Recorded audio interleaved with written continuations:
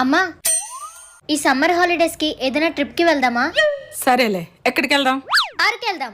అరకెందుకే, తిరుపతి వెళ్దాం. అరకులో అయితే కొండలుంటాయి, చల్లగా కూడా ఉంటుంది. తిరుపతిలో కూడా 7 కొండలుంటాయి. ఆ కొండల మధ్యన కూడా చల్లగా ఉంటది. అలాగే వెంకన్న బాబు దర్శనం కూడా అవుతది.